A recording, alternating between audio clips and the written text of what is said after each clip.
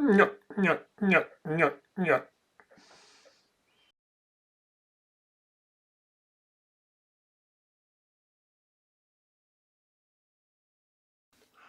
Little Bo Peep has lost her sheep and can't tell where to find them. Leave them alone, and they'll come home and bring their tails behind them.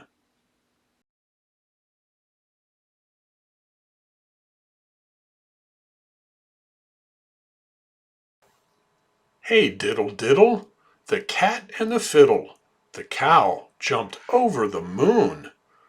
The little dog laughed to see such sport, while the dish ran away with the spoon.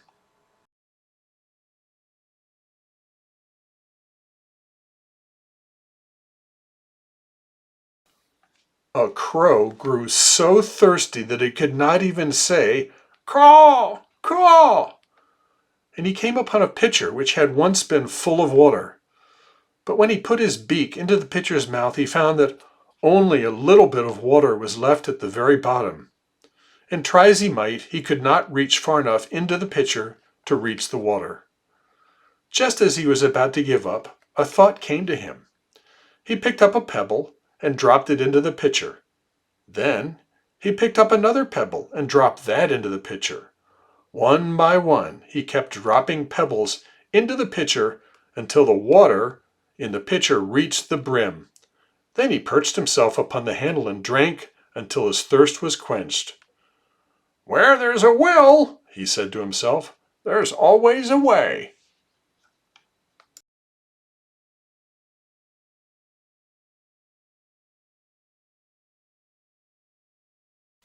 Hickory dickory dock, the mouse ran up the clock.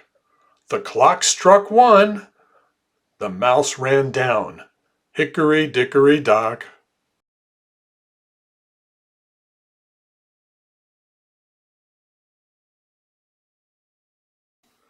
Little Jack Horner sat in a corner, eating a Christmas pie. He put in his thumb and pulled out a plum and cried, "What a good boy am I!"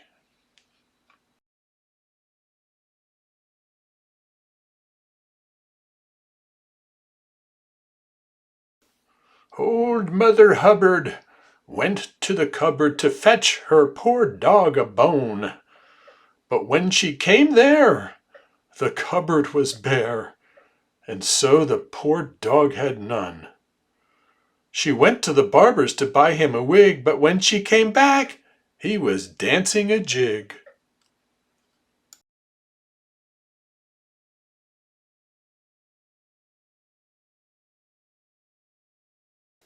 Humpty Dumpty sat on a wall.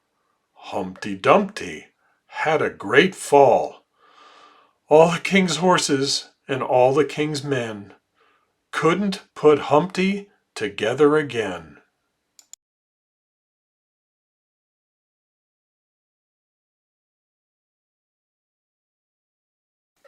Hush-a-bye, baby, on the treetop. When the wind blows, the cradle will rock. When the bough breaks, the cradle will fall. And down comes baby and cradle and all.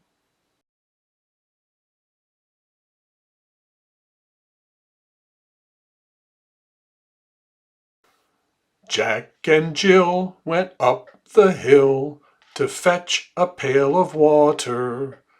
Jack fell down and broke his crown, and Jill came tumbling after.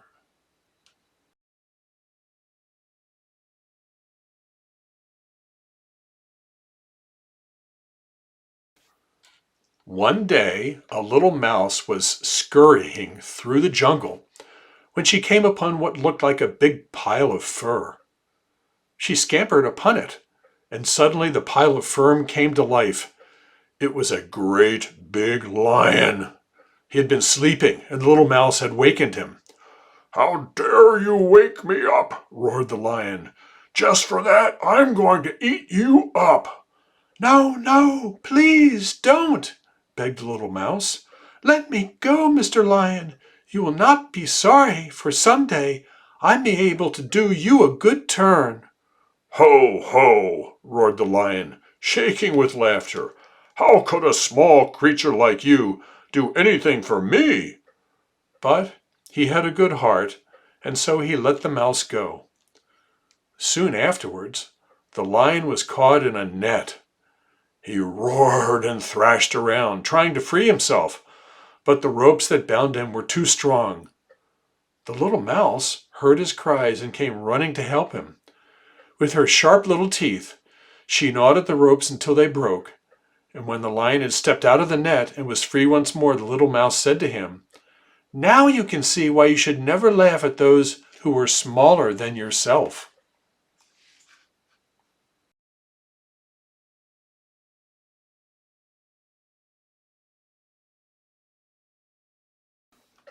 Mary had a little lamb, little lamb, little lamb. Mary had a little lamb, its fleece was white as snow.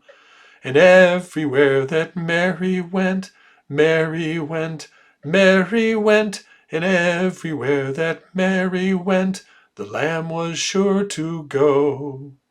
It followed her to school one day, school one day, school one day. It followed her to school one day. It was against the rule, and made the children laugh and play, laugh and play, laugh and play. It made the children laugh and play to see a lamb at school.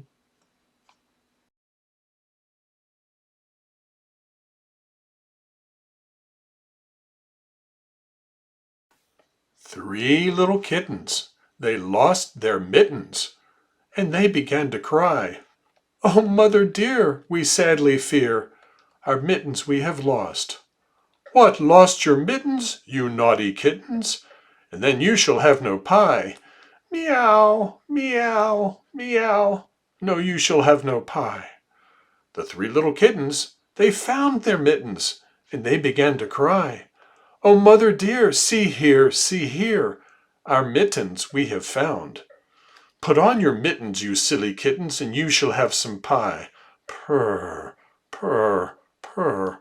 Oh, let us have some pie.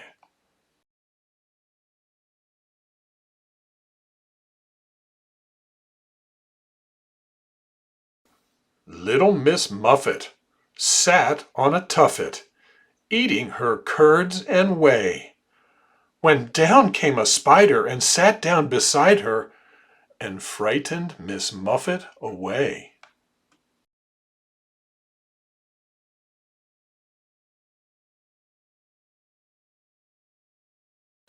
Sing a song of sixpence, a pocket full of rye, 4 and 20 blackbirds baked in a pie. When the pie was opened, the birds began to sing. Was not that a dainty dish to set before the king?